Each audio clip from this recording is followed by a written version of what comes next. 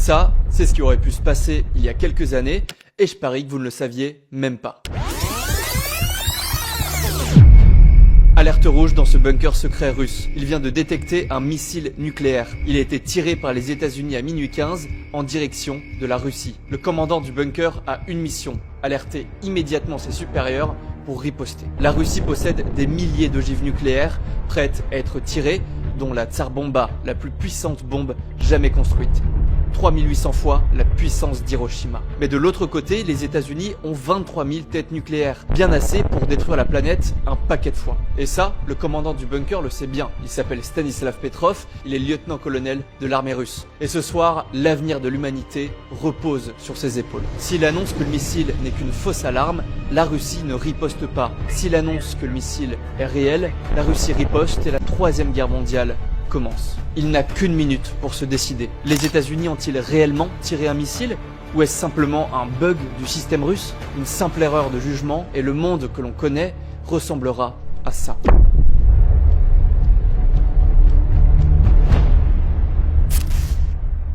« 25 jours avant l'incident, le même bunker est en alerte rouge, mais pas pour la même raison. Un satellite russe vient de capter une intrusion sur leur zone aérienne fermée. Un avion qui n'a rien à faire là, donc un avion espion qui doit être stoppé au plus vite. Le message est transmis à la base la plus proche. Des avions de chasse décollent, des Sukhoi Interceptor, leurs tout nouveaux avions supersoniques. L'ordre est clair, ils doivent l'intercepter et l'abattre au plus vite. Mais la réalité est tout autre. L'avion espion est en fait un avion de ligne, un Boeing 747 sud-coréen parti de New York pour arriver à Séoul. À son bord, 269 personnes, des Coréens et des Américains. Son autopilote défaillant l'a fait peu à peu dévier de sa route. Il passe donc au-dessus de la Russie. Les pilotes s'en rendent compte, mais c'est déjà trop tard. Les avions de chasse sont déjà là. L'homme que vous entendez, c'est le major Gennady Osipovitch. Il est armé de missiles Kaliningrad R-98MR.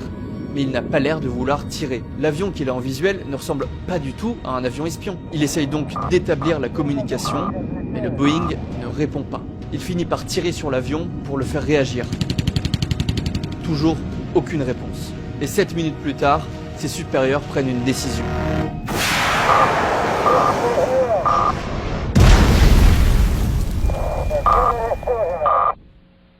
L'avion explose en plein vol, les 269 personnes à bord meurent sur le coup. Quelques heures plus tard, le monde apprend la nouvelle.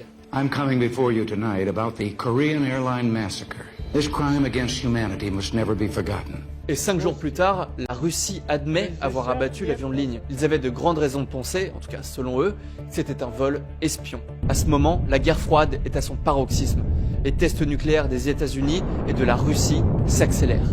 Les deux camps s'attendent à une escalade imminente. Mais vous allez tout découvrir juste après. Là, le lieutenant-colonel Petrov s'apprête à commencer son shift de nuit, dans une atmosphère évidemment très tendue.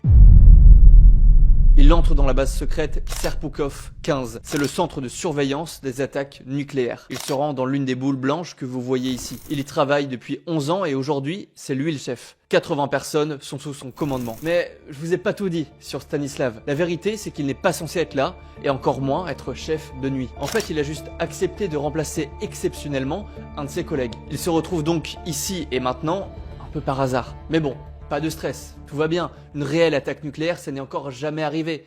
Rien ne devrait se passer ce soir. Il est minuit 15, l'impensable vient d'arriver. L'ordinateur principal affiche en lettres rouges « Missile attaque ». Leur satellite Cosmos 1382 alerte qu'une tête nucléaire vient d'être propulsée de Montana en direction de la Russie. Il est positionné juste au-dessus des États-Unis. L'erreur est impossible. Stanislav demande une confirmation visuelle au satellite, mais comme le soleil est en train de se coucher, il n'y a aucune visibilité. Et son ordinateur montre maintenant un autre message, probabilité maximale. Tous les soldats du bunker sont bouche bée. Ils se tournent vers le lieutenant-colonel, ils les attendent qu'il suive le protocole et qu'il prévienne ses supérieurs pour riposter. Il a 1 minute pour réagir. Mais Stanislav, c'est pas un soldat comme un autre. Et il va prendre de court toute la base. Parce qu'une attaque lui paraît impossible. S'il y a une guerre, pourquoi les États-Unis envoient seulement un missile et pas 4 ou 5? Et quelque chose d'autre n'arrête pas de lui revenir en tête. comme un moustique qui lui tourne autour. Le vol KAL 007. Ses supérieurs avaient réagi impulsivement et de la pire des manières. Et la raison est simple, l'année qu'ils sont en train de vivre est l'une des années les plus tendues de la guerre froide. La paranoïa est totale. Yuri Andropov, le dirigeant russe, vient de remplacer tous leurs missiles présents en Europe par des missiles nouvelle génération, les SS-20. En réponse, les États-Unis ont déployé des missiles sol-air en Europe de l'Ouest et des Pershing 2 dotés d'une tête nucléaire. Reagan décide même de poursuivre des tests nucléaires d'une ampleur inédite, c'est l'opération Able Archer. Depuis, Andropov est parano, il est persuadé que cette opération est un prétexte et que les États-Unis vont réellement nous attaquer. Il a donc donné l'ordre à tous les agents du KGB de surveiller de près si les États-Unis préparent une attaque nucléaire. C'est l'opération Ryan. Tout ça à quelques mois seulement, et aujourd'hui, une attaque, ça ne peut pas être une coïncidence. La minute est passée, et sous une pression énorme, Stanislav rend sa décision. C'est une fausse alerte. Seulement un missile pour démarrer une guerre nucléaire, c'est incohérent. Ça doit donc juste être un bug. Un autre missile vient d'être détecté, puis un troisième, un quatrième, un cinquième, assez pour raser les plus grandes villes russes et faire des centaines de millions de morts. Petrov règle son alarme. 22 minutes. C'est le temps minimum pour que les missiles arrivent jusqu'en Russie. Pas de temps à perdre, il vérifie que tout le système fonctionne. Il le connaît par cœur, il l'a lui-même aidé à le construire. Mais il a beau faire le tour de ses ordinateurs, aucune erreur n'est à relever. Il se lève pour parler à ses soldats. Il leur demande si leurs ordinateurs fonctionnent bien.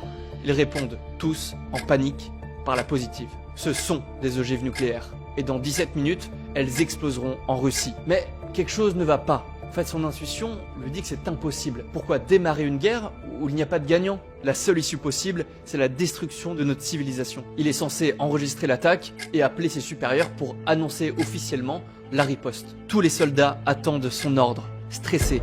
Stanislav croit devenir fou. Doit-il faire confiance à leur satellite à la pointe de la technologie ou à son intuition? Les missiles ont été tirés depuis 12 minutes. Sa main droite agrippe son microphone pour parler avec ses équipes. Sa main gauche est posée sur le téléphone. Il est immobile. Et soudain, il prend son téléphone et appelle ses supérieurs. Это ложная тревога. Les soldats sursautent. Stanislav vient d'enfreindre le protocole. Il n'a pas enregistré l'attaque et vient d'agir impulsivement par simple intuition. Il raccroche et recule de son bureau, paniqué. Il n'est pas sûr de ce qu'il vient de faire. Это 50-50. Plus que quelques minutes et il en aura le cœur net. Les plus longues minutes de sa vie. S'il a raison, tout va bien. Mais s'il a tort, des millions de Russes mourront et la Russie ne pourra pas riposter.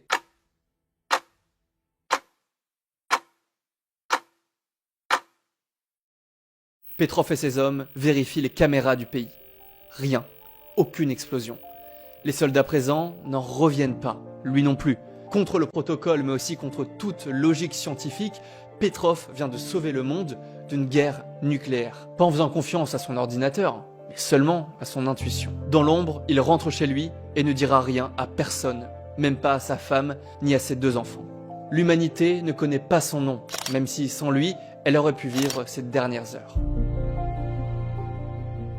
Mais alors, que s'est-il passé? En fait, le satellite stationné au-dessus du Montana a dysfonctionné. À cet endroit du globe, le soleil était en train de se coucher et des reflets sur les nuages, très rares, ont fait monter la température des capteurs du satellite. Ils ont réceptionné de grandes sources de chaleur qu'ils ont prises pour des attaques nucléaires. Le lendemain, Stanislav se réveille et est convoqué par ses supérieurs. Arrivé à leur bureau, il se fait réprimander. Pourquoi tu n'as pas suivi le protocole, écrit et enregistré ce qui se passait pour qu'on puisse décider par nous-mêmes, leur demande-t-il. J'avais un talkie-walkie dans une main et un téléphone dans l'autre. Comment je pouvais écrire avec mes 2 mains prises? Il leur répond d'un ton ironique. Il plaisante, mais l'affaire va prendre des proportions énormes. L'incident embarrasse les dirigeants russes et ils feront tout pour le cacher. Le lieutenant-colonel Petrov est dégradé et 1 an après, en 1984, il est renvoyé de l'armée. Je vous préviens, la suite de la vie de Stanislav est malheureusement très triste. Il déménage à Friadzino, une petite ville pauvre à côté de Moscou. Il commence à travailler comme chauffeur de taxi ou agent de sécurité de supermarché. Sa retraite s'élève à moins d'100 d'euros. Il ne peut même pas s'acheter de téléphone. Et il commence petit à petit à sombrer dans l'alcool. Et comme si c'était pas assez, la santé de sa femme commence à se dégrader. Ça fait quelques années qu'elle a un cancer. Elle décédera finalement à la fin des années 90. Stanislav finit sa vie dans la pauvreté et dira même à ses enfants « J'ai travaillé tellement dur dans ma vie, Jamais je n'aurais pensé la terminer comme ça. Mais alors qu'il n'attendait plus rien, un événement va tout changer pour lui. En 1993, quelque temps après la chute de l'URSS, un ancien officier révèle l'événement de 1983 dans un journal local. Sa famille, mais aussi le monde, apprend peu à peu la nouvelle. C'est le choc. Très vite, un paquet de médias l'appelle. Tous veulent faire connaître son histoire. Des articles, mais aussi des documentaires sur sa vie sont réalisés. The man who saved the world. I didn't save anything. Puis il reçoit des lettres de remerciements de la part de particuliers venant du monde entier et surtout des États-Unis. Stanislav Petrov reçoit enfin la reconnaissance qu'il mérite. En 2004, il reçoit la distinction de l'homme qui a sauvé le monde de la part de l'association américaine World Citizens. En 2006, il est invité officiellement au siège de l'ONU pour y faire un discours. Et en 2013, il reçoit le prix Dresde, récompensant les personnes œuvrant pour la paix. Des dizaines de journalistes continuent de le rencontrer, mais étonnamment, aucun venant de Russie. En fait, les autorités russes font tout pour étouffer cette affaire. Ils y arrivent tellement bien que même ses voisins ne savent rien de son action héroïque. Aujourd'hui encore, les hauts gradés de l'armée russe n'ont pas reconnu officiellement l'événement de 1983. Quoi qu'il en soit, petit à petit, l'attention qui lui est portée redescend. Et le 19 mai 2017, à l'âge de 77 ans, Stanislav meurt dans l'indifférence générale. Une plaque commémorative lui est tout de même dressée 2 ans plus tard à Oberhausen en Allemagne. Elle titre, en gros, l'homme qui a sauvé le monde. De son côté, pendant toute la fin de sa vie, il répétait toujours la même phrase aux personnes qui le félicitaient. Il n'y avait pas d'héroïsme. J'ai fait mon travail, j'étais juste au bon endroit, au bon moment. C'est tout.